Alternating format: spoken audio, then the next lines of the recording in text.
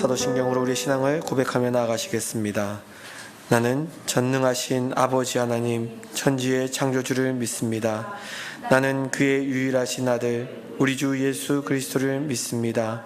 그는 성령으로 잉태되어 동정녀 마리아에게서 나시고 본디오 빌라도에게 고난을 받아 십자가에 못 박혀 죽으시고 장사된 지 사흘 만에 죽은 자 가운데서 다시 살아나셨으며 하늘에 오르시어 전능하신 아버지 하나님 우편에 앉아 계시다가 거기로부터 살아있는 자와 죽은 자를 심판하러 오십니다.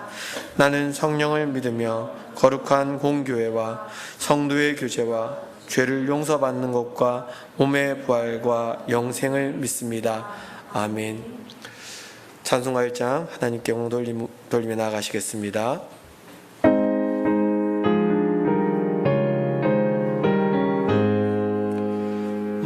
만복의 근원 하나님, 온 백성 찬송 드리고 저 천사여 찬송하세. 찬송 성부 성자 성령. 아멘. 을 대표하여 기도 인도하시겠습니다.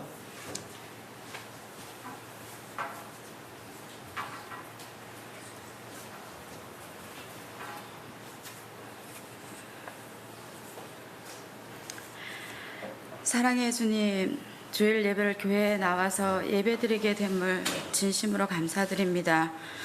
코로나19로 인하여서 수개월 동안 일상이 멈춰진 채 지난 시간을 생각해 볼 때 이렇게 주님 전에 나와서 예배드림이 얼마나 감사한지요. 평범한 우리의 일상이 얼마나 감사했는지 다시 한번 돌아봅니다. 이 시간 우리의 마음을 모아 주님 앞에 정성껏 예배 올려드립니다. 고난 가운데 분명히 하나님께서 우리에게 원하시는 것이 있는 줄 믿습니다. 하나님의 자녀다운 회개의 삶, 회복의 삶을 살게 하옵소서. 하나님의 마음을 불편하게 한 것 무엇인지 이 시간 생각나게 하옵소서. 우리의 삶의 주관자가 누구인지, 삶의 주인이 누구인지 아는 지혜로운 자가 되길 기도합니다. 영적 둔감성에 빠지지 않게 하시며 우리 곁에 아비가일과 같은 영적 좋은 자가 있어 하나님께로 항상 시선을 맞추게 하옵소서. 선택하는 순간마다 머리로는 알지만 현실 가운데 다가오는 선택의 순간에 하나님의 다운 바른 선택을 하며 살게 하옵소서. 말씀 전하실 정주훈 담임 목사님 영육간에 강건케 하시고 선포되어지는 말씀 은혜 받는 귀한 시간 되게 하옵소서. 기업으로 주신 세 자녀 또한 말씀 안에서 잘 양육하게 하시며 가정의 평안과 행복이 가득하시길 기도합니다. 저희 신학과 교회를 기억하여 주시고 이 공동체 안에 하나님 함께 하나님을 섬길 수 있는 이윤호 장로님을 기억하여 주시옵소서.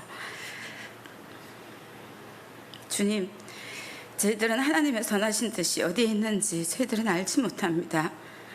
다만 저희들이 해야 할 일은 중보하며 함께 하나님의 그 크신 사랑을 나누는 거라고 생각합니다. 주님, 실천할 수 있는 우리의 삶이 될 수 있도록 주님 도와주시옵소서. 저희 신학과 교회는 어린 생명들이 많이 있습니다. 다음 세대를 준비하기 위하여서는 먼저 어른인 저희들이 본이 되는 삶과 섬김과 순종의 삶을 사는데 애쓰겠습니다. 예배를 위하여서 수고하는 손길 주님 기억하여 주시고 이 모든 말씀 예수 그리스도의 이름으로 기도드리옵나이다. 아멘.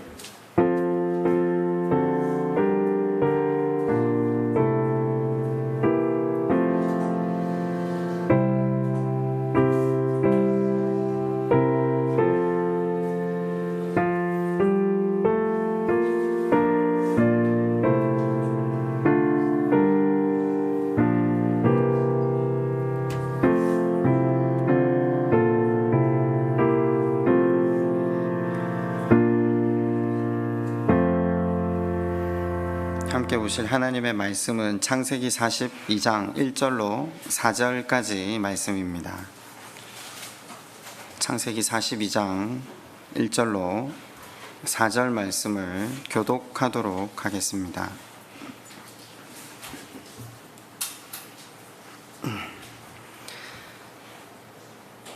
그때 야곱이 애굽에 곡식이 있음을 보고 아들들에게 이르되 너희는 어찌하여 서로 바라보고만 있느냐. 야곱이 또 이르되 내가 들은즉 저 애굽에 곡식이 있다하니 너희는 그리로 가서 거기서 우리를 위하여 사오라. 그러면 우리가 살고 죽지 아니하리라 하니 요셉의 형 10사람이 애굽에서 곡식을 사려고 내려갔으나 야곱이 요셉의 아우 베냐민은 그의 형들과 함께 보내지 아니하였으니 이는 그의 생각에 재난이 그에게 미칠까 두려워함이었더라. 아멘. 지난 시간 인생은 해결할 수 없는 문제에 봉착하게 되는 존재들이라는 걸 살펴보았죠. 이집트의 왕이었던 파라오도 그가 꾼 꿈으로 인하여 그 삶의 주도권을 뺏기는 것을 보았습니다. 이집트의 파라오가 누굽니까? 돈으로, 권세로, 힘으로 최정상에 앉아있는 소위 신이라고 불리우는 사람 아닙니까? 신이라고 불리우는 사람이 근심 없이 이 땅을 살아갈 것 같지만 그에게도 해결할 수 없는 문제가 있다라는 것을 살펴보았죠. 같은 범주에서 요셉에게도 해결할 수 없는 문제가 있었습니다. 자신을 죽이려 했던, 또 그로 인해 자기가 죽을 고생을 하게 했던 그 형제들을 향한 증오와 분노의 마음, 이건 사실 해결이 어려운 일입니다. 물론 우리는 성경을 보면서 쉽게 이야기합니다. 요셉이 성공했으니까 형들을 용서할 수 있었을 거야. 아니요, 우리는 살다 보면 이것보다 훨씬 못한 일이지만 우리의 개인적인 원수를 만나 그 사람들을 용서하고 또 그 사람들이 하나님의 구원을 이루어갈 수 있도록 돕는다. 쉽지 않은 일이라는 걸 압니다. 요셉도 바로도, 그러니까 해 아래 살아가는 모든 인간들은 스스로 해결할 수 없는 문제를 지니게 됩니다. 이번 주 주일학교 본문이 솔로몬 기도 계속 이어지고 있잖아요. 어제 그 아이들하고 말씀을 나누다가 솔로몬의 기도, 솔로몬의 지혜에 대해서 이야기를 좀 이렇게 나눴어요. 우리가 참 이 한 솔로몬에 대해서 성경을 읽고 해석하는 것이 굉장히 단편적이구나 그런 생각을 했는데, 여러분 솔로몬이 받았던 지혜가, 그 지혜의 의미도 생각을 해보자고 지난주 수요일 날 한번 설교를 했지만, 그가 지혜를 받을 수 있었던 비결이 기도였잖아요. 여러분 똑같습니다. 바로도 요셉도 인생에 해결할 수 없었던 그 문제를 해결할 수 있는 비결이 무엇이었습니까? 하나님께 간구했기 때문이죠. 하나님을 바라보았기 때문이죠. 무슨 말인가? 제가 우리 첫째한테 이렇게 물었어요. 야, 너 20살에 왕이 되면 너한테 맡겨진 일을 덜 잘 감당할 수 있을 것 같니? 너 조금 8년만 뒤면 너 20살이잖아. 솔로몬이 20살에 왕이 됐거든요. 제가 어제 비유를 이렇게 했어요. 온택이 형이 왕이 됐다고 생각해봐. 다찬이 형이 대통령이 됐다고 생각해봐. 이렇게 비유를 했어요. 그러면 20살에 대통령이 된 운택이나 다찬이가 어떻게 할까요? 정상적이라면 하나님, 저는 제게 맡겨주신 일을 감당할 수 없습니다. 두려움에 사로잡혀서 하나님 앞에 기도했지 않겠습니까? 솔로몬이 마찬가지입니다. 그가 왕의 자리에 공식적으로 등극하자마자 하나님 앞에 제사드리고 기도했던 이유가 이것 때문입니다. 왕의 자리에 앉는다고 왕이 되는 게 아니라는 걸 잘 알고 있었거든요. 그 자리에 걸맞는 실력과 지혜와 성품을 갖추지 못하면 자리는 복이 아니라 저주가 되거든요. 그걸 누구보다 잘 알았던 솔로몬이 하나님께 매달린 겁니다. 하나님 외에는 인생을 다스릴 지혜를 가지신 분이 없습니다. 솔로몬의 기도에 응답받은 이유가 보이십니까? 솔로몬의 기도가 하나님 앞에 상달될 수 있었던 이유는 1000마리의 재물 때문이 아닙니다. 그의 정성 때문이 아닙니다. 중심 때문이라고 말씀을 드렸습니다. 하나님이 아니고는 하나님 말씀의 본질을 깨달아서 지으신 인생들의 본질, 사물의 본질을 깨닫지 않고는 맡기신 사람들을 제대로 다스린다, 불가능하다는 걸, 인생의 한계를 절감했던 솔로몬이 하나님 앞에 항복한 기도로 나아갔을 때, 항복의 기도, 우리가 지난 몇 개월 동안 다윗의 기도 살펴보면서 배웠잖아요. 그게 의인의 기도였다고. 하나님이 진짜 들으시고 응답하시는 유일한 기도는 의인의 기도인데, 그 의인의 기도는 공적을 많이 쌓고 무언가 하나님 앞에 헌신하고 선을 쌓아서 하나님이 거절할 수 없는 그런 기도가 아니라고. 인생의 한계를 절감하고 하나님 아니고서는 소망이 없음을 온전하게 그 앞에 깨닫고 엎드린 그 사람이 하나님의 응답을 받는다라고 했습니다. 제가 같은 범주에서 말씀을 드렸는데 지난주 수요일 설교를 좀 참조하셨으면 좋겠지만, 그래서 하나님은 그 기도를 들으시고 너에게 내가 지혜를 주겠다라고 하셨죠. 그러니까 여러분이 생각하시는 대로 성령의 능력, 은사 이런 것들은 한 번에 다운로드 되어서 우리 안에 성품이 되고 인격이 되고 신앙이 되는 게 아니라고 말씀을 드린 바가 있습니다. 훈련을 통해서 하나님만을 바라보게 하심으로 그분으로부터 그것이 나오게 합니다. 이 말에 이제 조금씩 이해가 되십니까? 지혜도 쌓여지는 게 아닙니다. 지금 무슨 말을 하는가 이해가 잘 안 되시는 분은 지난주 수요일 설교를 한번 들어보십시오. 그럼 제가 만약에 하나님께 솔로몬이 지혜를 달라고 기도해서 하나님이 솔로몬에게 지혜를 주었다, 그럼 그 쌓여진 지혜로 솔로몬이 일을 진행했다, 그래서 이스라엘이 태평성대를 내리고 부국강병을 누렸습니까?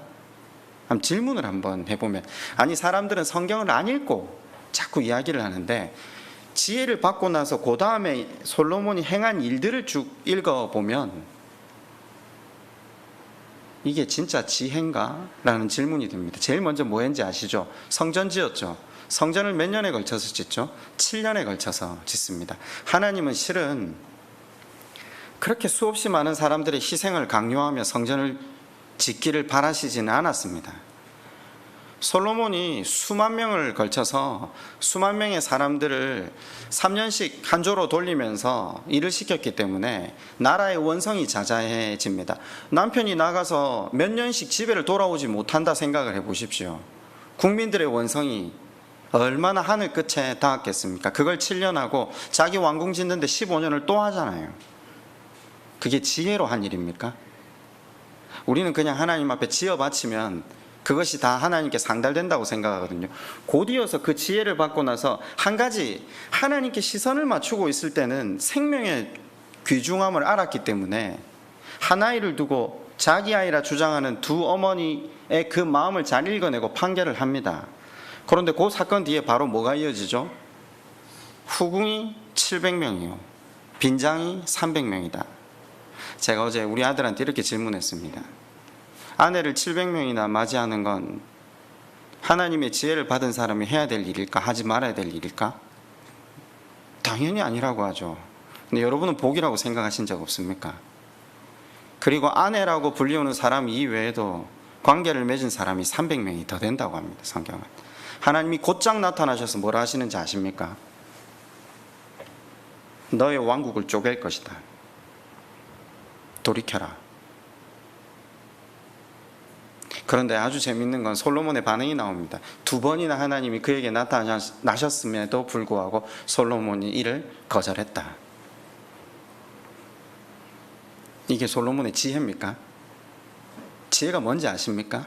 제가 성경이 말하는 지혜, 그러니까 지식이 아니라요, 솔로몬의 그 빠른 머리로 제일 먼저 택한 건 바로의 딸하고 결혼을 해서 그 나라가 부국강병하게 만드는 거였죠.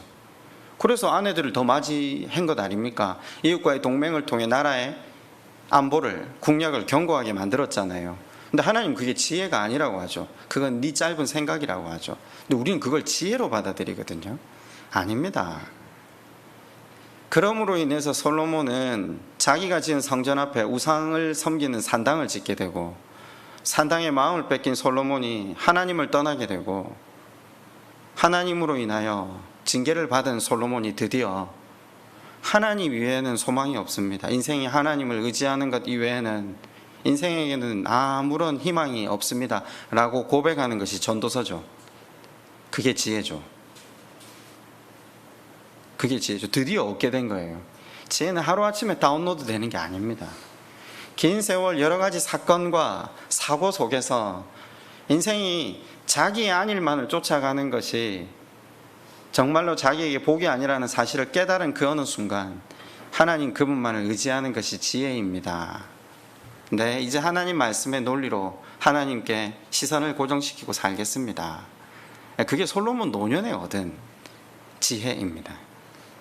물론 하나님께 기도했던 대로 하나님께서는 그의 삶에 그 구원을 이루게 하시는 그 긴 여정을 인도하셨다는 걸 우리는 볼 수 있는 거죠. 제가 먼저 하나 여러분에게 말씀을 드리고 싶은 건 바로 요셉, 솔로몬 모두 공통점이 있죠. 하나님을 바라보았다라는 거죠. 인생의 당면한 문제를 풀기 위해 하나님을 바라볼 때 그 무엇으로도 해결할 수 없었던 그 문제를 해결해 가는 장면을 성경은 기록하고 있다는 거죠. 아까도 말씀드렸지만 우리는 지금 요셉이 당면한 문제를 살피고 있습니다. 자신을 죽음의 구렁텅이로 몰아넣은 그 사람들을 용서한다. 어렵죠. 그런데 우리가 지난 시간 말씀을 통해 생각해 보았죠. 이거 어떻게 할 수 있었죠? 요셉이 하나님을 바라보았기 때문입니다. 하나님을 바라보았기 때문에. 제가 표현을 이렇게 했는데 요셉이 자기 의지를 들여서 하나님 바라보지 않았습니다. 바라볼 수밖에 없는 상황이 지속되었습니다. 하나님을 바라볼 수밖에 없는 상황이 지속되었습니다. 우리가 인생으로 표현하면 이건 고난이고 역경이고 우리가 원치 않는 상황이라고 말할 수밖에 없지만 이 상황과 이 사람들 덕분에 요셉은 하나님 그분께 자신의 삶을 온전히 의탁하게 된 겁니다. 은혜죠.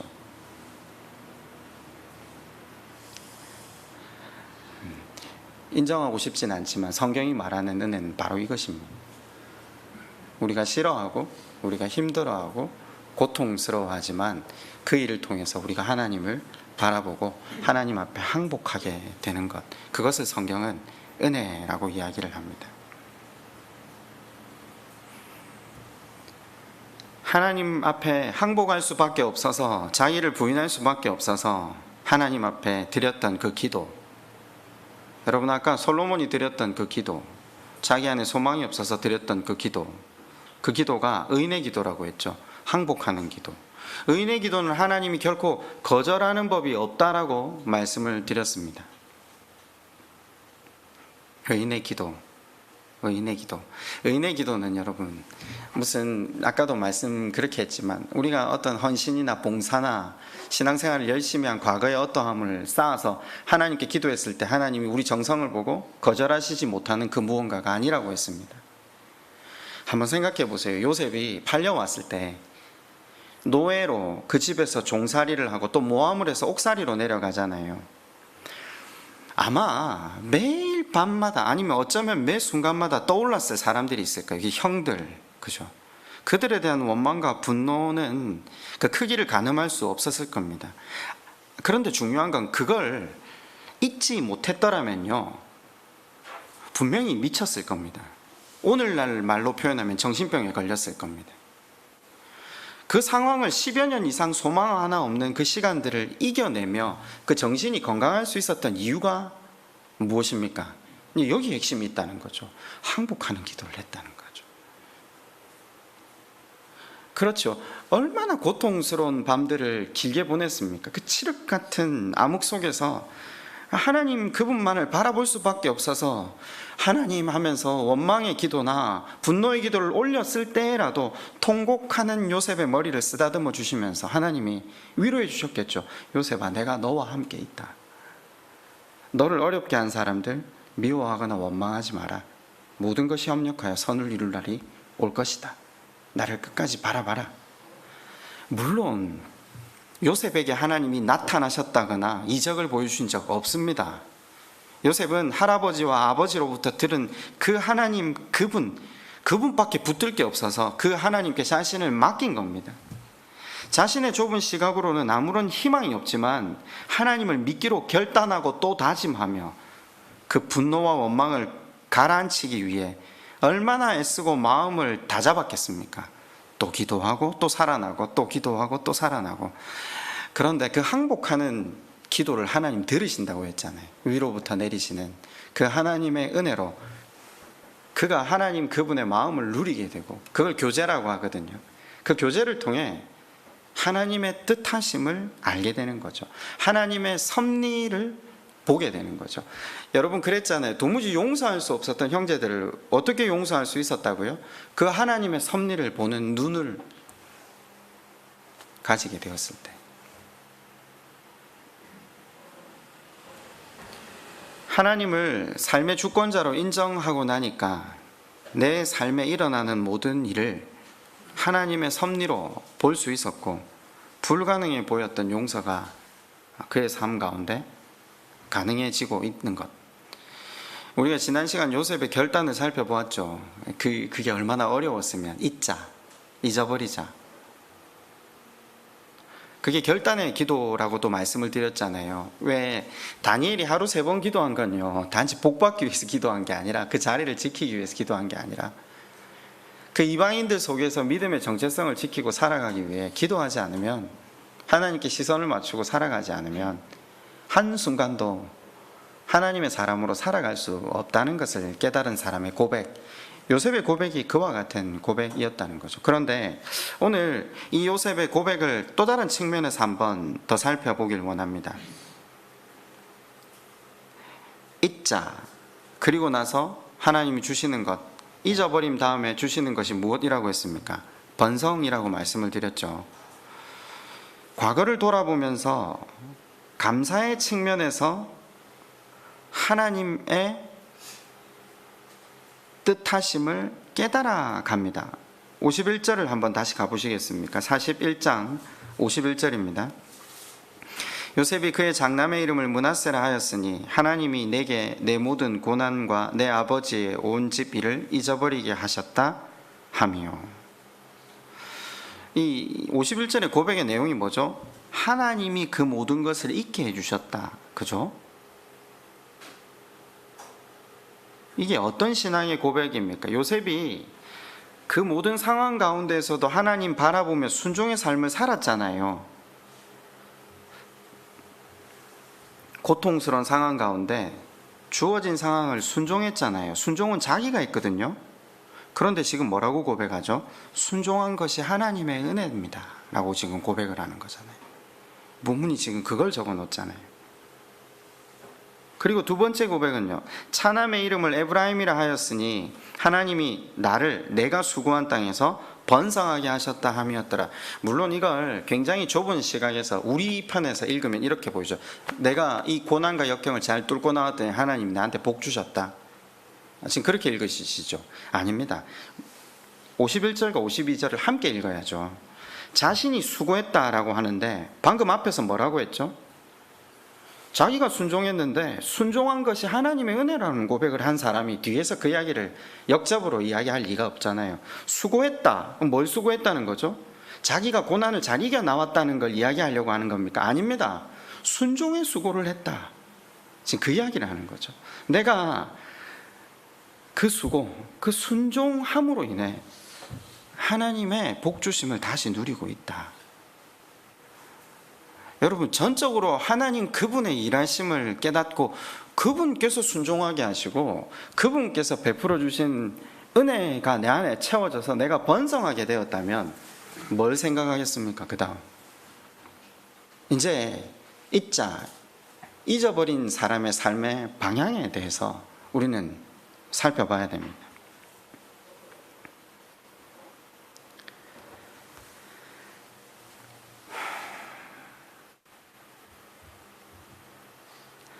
설교 제목을 정하면서 고민을 상당히 했습니다. 잊자, 잊어버리자. 그리고 나서 잊어버리고 그 다음 삶의 단계로 나아간다.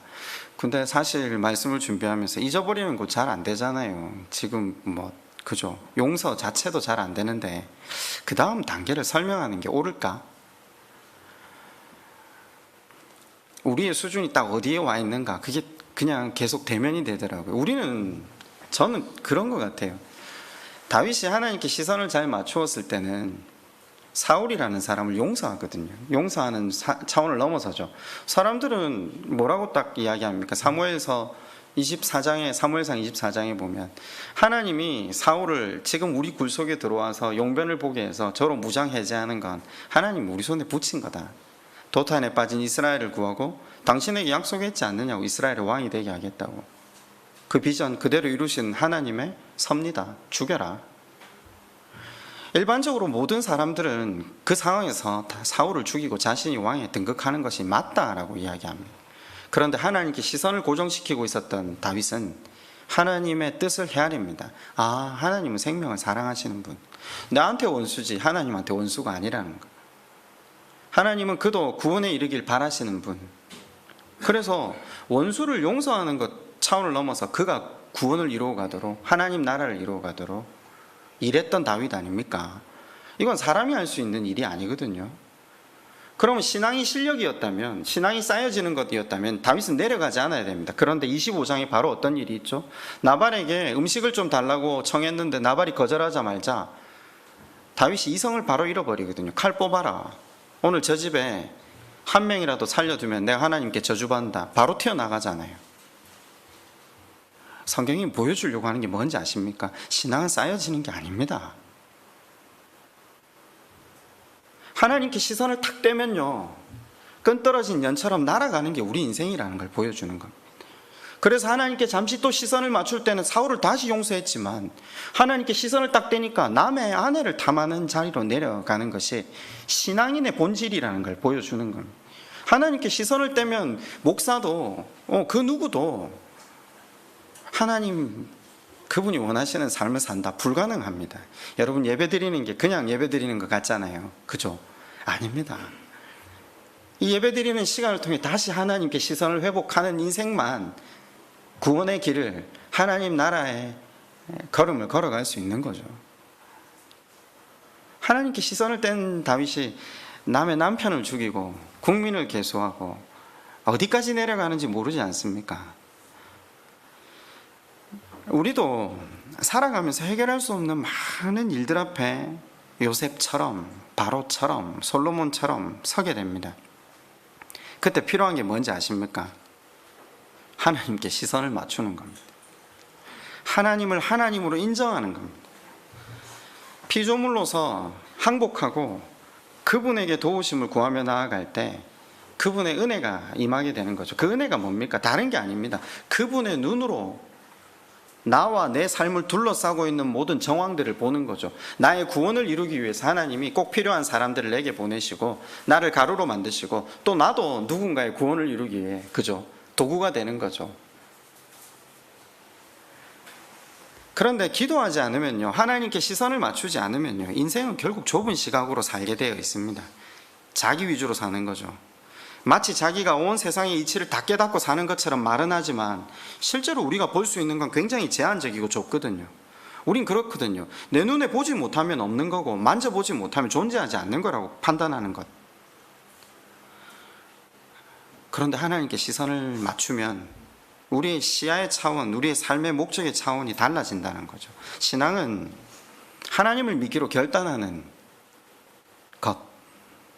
내 눈으로 보지 못해도 내 좁은 시각만을 고집하지 않고 내 생각으로 이해가 되지 않아도 내 편협한 생각만을 전부라고 붙들지 않고 좀 더 겸손한 마음으로 기다리며 그 하나님의 일하심을 기대하며 나아가는 것이 신앙이라고 말씀을 드렸습니다. 바라보는 것.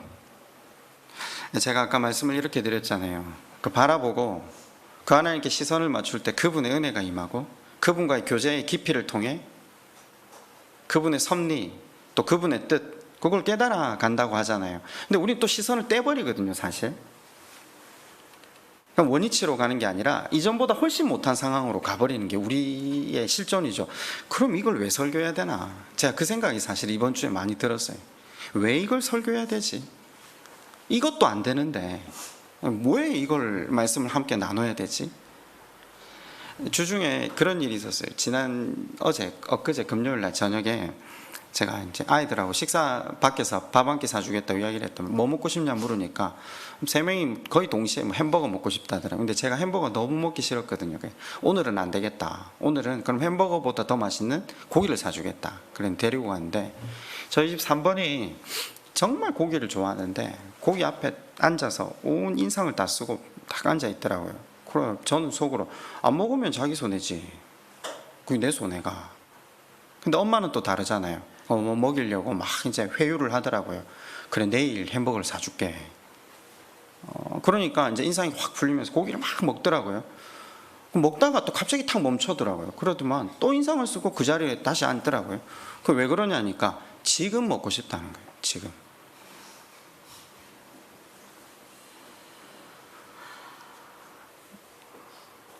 속에서 뭔가가 올라왔지만 7살인데 7살에 걸맞는 대우를 해줘야 되잖아요. 참고 그치 고기를 제대로 안 먹고 이제 집에 갔어요. 엄마가 화가 나 있어서 엄마한테 이제 야단을 들었죠. 야단을 들으면서 넌 내일 약속했던 햄버거는 없다. 네.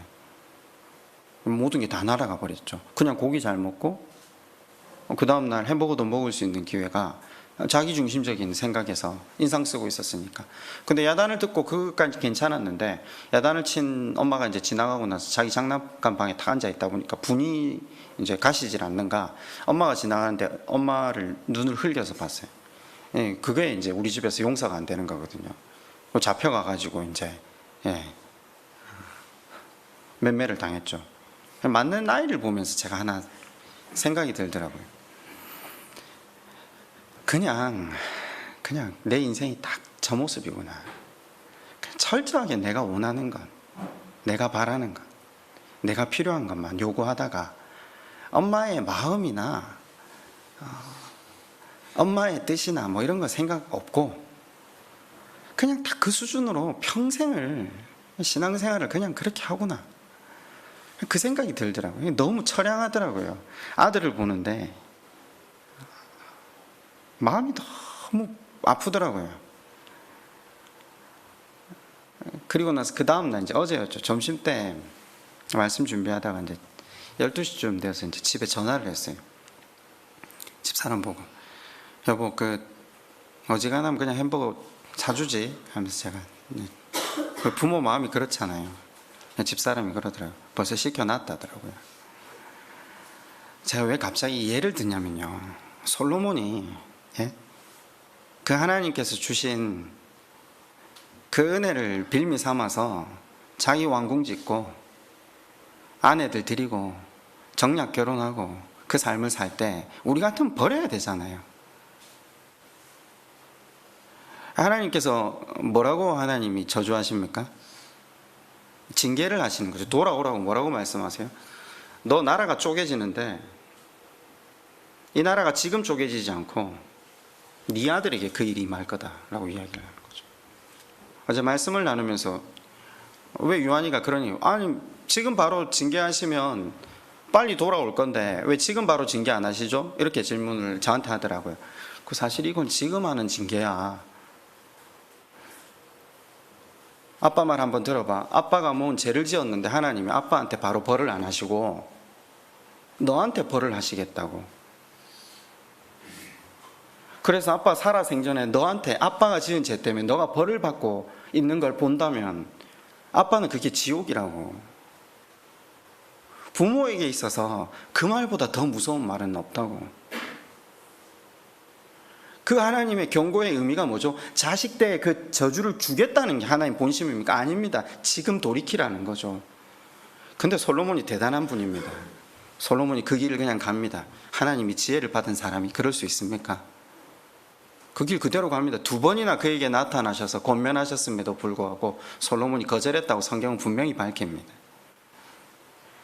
그런데 아까 말씀드렸잖아요. 하나님은 솔로몬을 놓지 않으십니다. 우리가 오늘 이 이후에 보는 이 구절이 바로 그 구절이 됩니다. 여러분 그 밑에 오늘 읽으신 본문의 1절을 이렇게 한번 보실까요? 그때 야곱이 애굽에 곡식이 있음을 보고 아들들에게 이르되 너희는 어찌하여 서로 바라보고만 있느냐? 야곱이 또 이르되 내가 들은즉 저 애굽에 곡식이 있다 하니 너희는 그리로 가서 거기서 우리를 위하여 사오라. 그러면 우리가 살고 죽지 아니하리라 하며. 야곱은 이스라엘이죠. 그죠? 이제 이름이 바뀌었잖아요. 근데 지금 창세기 42장 그의 노년의 마지막 순간에 그의 이름을 뭐라고 부르고 있죠? 이름이 바뀌었잖아요. 앞에서 분명히 우리가 배웠잖아요. 야복강가에서. 그리고 35장 하나님의 앞에 항복했을 때 그의 이름을 이제 너는 다시는 야곱이라 부르지 않냐고 이스라엘이라 부를 것이다. 이스라엘 뜻이 뭐였죠? 하나님이 져주시겠다. 딱 아버지 그 마음이죠. 그런데 이름이 바뀌었는데 왜 갑자기 이스라엘로 불려지지 않고 야곱이라고 불려져 있죠? 옛 이름을 그대로 사용하고 있는 이유가 뭐죠? 변화되지 않는 삶을 살고 있다라는 거죠. 하나님이 새 이름을 지어주셨지만 여전히 세상적인 삶을 살고 있기 때문에 그 이름을 이스라엘이라 하지 않고 야곱이라고 하는 겁니다. 아시다시피 야곱이 어떤 사람입니까? 젊었을 때는 14년이나 여자 하나 얻으려고 자신의 모든 인생을 들였던, 그리고 돈에 또 자기 욕망에 모든 삶을 다 걸어서 다 날려버릴 뻔했는데 하나님이 지켜주셔서 그것을 이끌고 다시 돌아왔잖아요. 그도 오래전에 자기 욕망 때문에 원수되었던 형하고 관계도 하나님의 일방적인 은혜로 말미암아 야복강가에 기적을 베푸셔서 생명을 구원시켜 주셨잖아요. 그리고 딸의 문제와 아들들의 살인 문제도 그 앞에서 드디어 하나님 앞에 항복하고 기도했을 때 야곱이 부흥을 맞이했지 않습니까? 우리 거기까지 배웠잖아요. 긴 세월 사실 하나님을 위해서 한 일이라고는 단 한 가지도 없는 게 야곱입니다. 철저하게 자기 욕망을 따라 살아온 사람이 야곱입니다. 그런데 지금 오늘 여기 영적 지도자로서 족장 자리에는 앉아 있지만 아무런 자격이 갖추어져 있지 않은 사람. 이유가 뭡니까? 하나님께로 시선을 뗀 거죠. 여러분, 이 땅에 지금 흉년이 들었다고 성경이 밝힙니다. 조금 전에 우리에게 이 흉년이 알려주는 정보는 온 땅에 심각한 기근이 들었다. 그러면 어떻게 해야 되죠? 그 애굽에 곡식이 있다는 정보를 듣고 애굽으로 가라 하기 이전에 우리는 기본적으로 예수를 믿는 사람들, 하나님을 바라보는 사람들은 하나님이 왜 이런 큰 일을 허락하셨을까? 기근은 생명과 직결이 되거든요. 생명과 연관되는 문제가 생기면 하나님 앞에 기도하는 건 정상입니다. 먼저 하나님께 묻고 이 일을 해결해 달라고 기도해야 합니다. 그런데 야곱은 그 이름에 걸맞게 지극히 현실적인 대안을 강구하고 있다라는 거죠. 곡식 없으니까 정보 수집해서 파는 곳 찾아서 사다 먹자고 이야기하는 겁니다. 하나님께 시선을 잃은 야곱이 다시 세상의 관점으로 살고 있는 거죠. 적어도 문제가 생기면 문제 가운데 내게 원하시는 하나님의 의도가 뭔가 고민해 봐야 되는데, 제가 이제 이 본문을 보면서 그런 생각을 다시 했어요. 42장의 서도의 야곱을 보면서 제가 아까 말씀드린 대로 이 설교를 준비하는데 설교 제목을 잘못 잡았구나, 잊어버리자, 그 다음 삶의 방향으로 나가는 게 아니라 그냥 하나님께 시선이라도 잘 맞추자. 아니, 하나님 손에 의해서 쓰임받는 사람이 몇 명이나 있냐고 제가 집사람이 저한테 묻더라고요. 그 질문에 대답을 못했어요. 제가 그래, 대부분 인생들이 그냥 자기 욕망대로 살다가 그냥 자기 욕망 채우고 하나님 수단 삼고 살다가 그냥 간다고. 그래서 그걸 본 당신이나 나나 우리라도 한번 하나님 그분이 원하시는 진짜 큰 일은 하나님 그분의 시선을 맞추고 그분이 원하시는 바 사람들 섬기고 배려하는 게 우리한테 맡겨진 일 아니겠냐. 근데 또 그렇게 하면 어렵다고 하잖아요, 우리가. 그죠? 여러분, 야곱이 지금 노년 아닙니까? 하나님께서 야곱을 구원하시기 위해 얼마나 오랜 시간 동안 그를 기다리시고 다듬으셨습니까? 양보하시고 끊임없이 참으시면서 구원에 걸맞는 사람이 되게 하시려 일하셨거든요. 그런데 야곱은 하나님을 의지하기보다 철저히 세상의 논리로 살고 있습니다. 2절 하반절에 보면 이렇게 나옵니다. 우리를 위하여 싸우라. 그러면 우리가 살고 죽지 아니하리라. 살고 죽는 건 하나님 손에 달려 있습니다. 먹고 사는 모든 일이 하나님 손에 달려 있다는 사실을 잊어버립니다. 하나님께 시선을 떼면요. 믿는 사람이 믿지 않는 사람과 똑같은 사고방식으로 살고 있다는 거죠. 그러면서도 오늘 읽으신 4절 하반부에는 베냐민은 데리고 가지 말라고 합니다. 삐뚤어진 자식 사랑은 여전합니다. 너희는 다 가도 된다는 겁니다. 그건 무슨 말입니까? 너희는 죽어도 된다는 거잖아요. 그러니까 자식들이 아무 반응을 안 하고 멈춰 있는 거죠. 제가 일전에 그렇게 말씀을 드렸잖아요. 자식이 피동적이고 수동적이면 부모에게 먼저 문제가 있는지 돌아봐야 된다고. 여러분, 야곱은 여전히 자기 힘을 믿고 사는 사람입니다. 130년 이상을 사랑하시고 다듬으시고 또 훈련하셨는데 사람이 이렇습니다. 여러분 같으면 어떻게 하시겠습니까? 우리는 포기하지만 하나님은 포기가 없으십니다. 하나님은 솔로몬도 포기하지 않으셨고 다윗도 포기하지 않으셨고 요셉도 야곱도 포기하지 않으셨습니다. 다시 당신을 바라볼 수 있도록 그 삶의 광야를, 때로는 엔게디를, 때로는 고난을, 때로는 감사의 제목을 보내어 주십니다. 하실 수만 있다면 하나님께 시선을 맞추는 훈련을 게을리하지 맙시다. 지난 세월간 받아온 훈련, 그 고난과 역경들 아깝지 않습니까? 하실 수만 있다면 하나님께 시선을 맞추고 내가 누구인지를 인정하며 하나님의 눈으로 내게 주어진 상황과 사람들을 바라볼 수 있는 은혜 가운데 살게 해달라고 기도하며 나아가는 저와 여러분 되시기를 주님의 이름으로 축원합니다. 우리 시간 한번 말씀을 생각하시면서 같이 한번 기도할까요?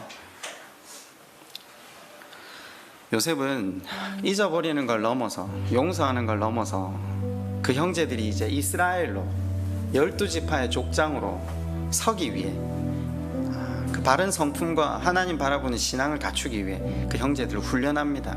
단지 복수하려고 골탕 먹이려고 하는 게 아닙니다. 하나님의 의도를 너무나 잘 깨달았던 요셉은 정말 하나님의 뜻을 이 땅에 이루어가는 도구가 됩니다. 그렇게 되는 것이 우리의 소원 아니겠습니까? 그렇게 기도하시고요. 그렇게 되는 첫 걸음이 하나님을 바라보는 것, 하나님께 시선을 고정시키는 것입니다. 할 수 있다면 늘 하나님께 시선을 고정시키고 살아가는 우리가 되게 해달라고 우리 시간 그렇게 한번 기도하겠습니다. 아버지 하나님, 은혜를 베풀어 주십시오. 우리는 날마다 우리의 욕망으로 우리의 시선을 하나님께 떼고 하나님과 무관한 길을 걸어가기를 서슴지 않아 주옵소서. 언제나 하나님과 무관한 길을 걸어가기를 서슴지 않아 주께서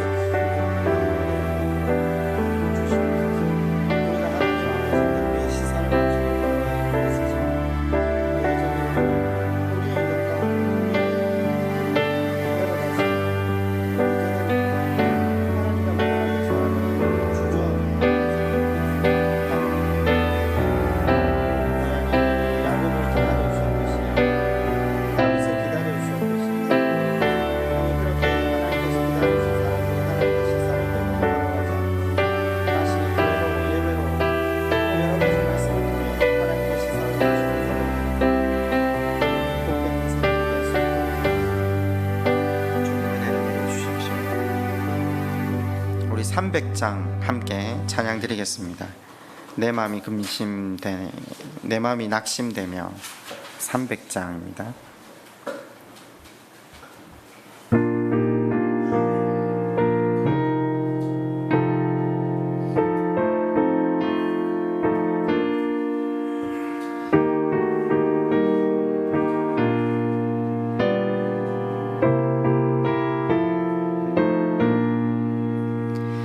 내 맘이 낙심되며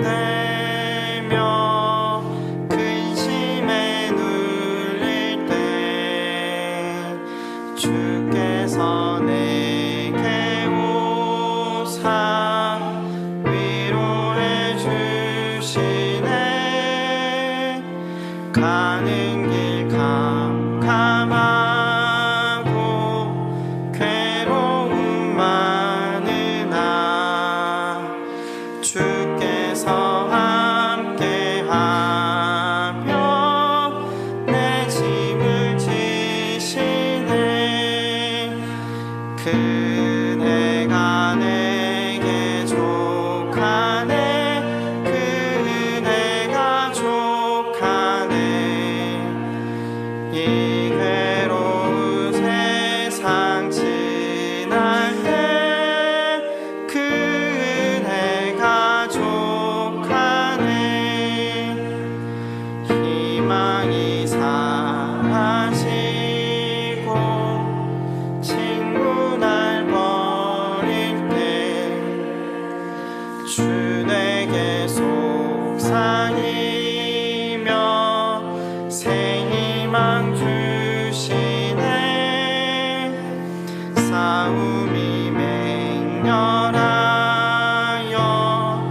두려워 떨 때에 승리의 왕이 되신 주 음성 들리네. 그네가 내게 족하네. 그네가 족하네.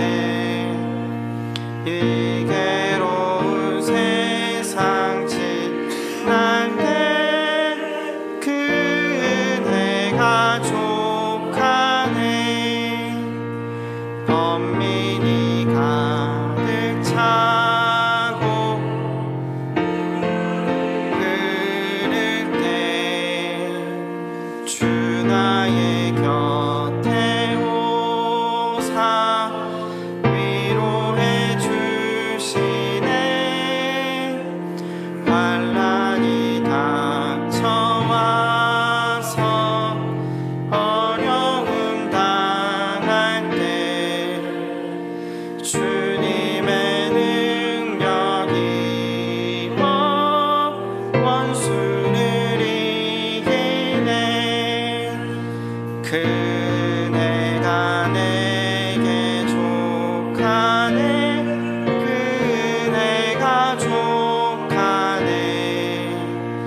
이 괴로운 세상 지날 때 그네가 족하네. 아멘. 제가 봉헌 기도하고 축도함으로 예배를 마치도록 하겠습니다.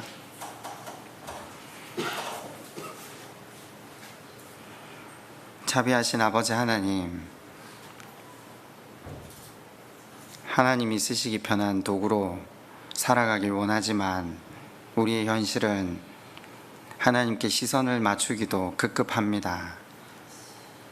야곱을 오래 기다려 주셨듯이, 다윗을 오래도록 참으셨듯이 우리의 인생에게도 같은 긍휼을 베풀어 주옵소서. 주의 은혜를 깊이 깨달아 주께 시선을 맞출 때 우리에게 지금 주신 이 은혜가 족하다는 것을 고백하며 하나님께서 원하시는 그 일에 우리 삶을 드리는, 그래서 하나님의 기쁨이 되는 자리로 나아가고 싶습니다. 우리를 놓치지 마시고 끝까지 주의 선한 길로 인도하여 주옵소서. 한결같은 은혜와 사랑으로 우리 삶 가운데 일하시는 아버지께 이 시간 감사의 예배를 드립니다. 명하신 대로 예물도 올려드립니다. 부족하지만 연락하여 주옵소서. 우리 주 예수 그리스도의 은혜와 하나님의 사랑하심과 성령님의 교통하심이 하나님의 백성들 가운데 영원토록 함께 계시기를 축원합니다. 아멘.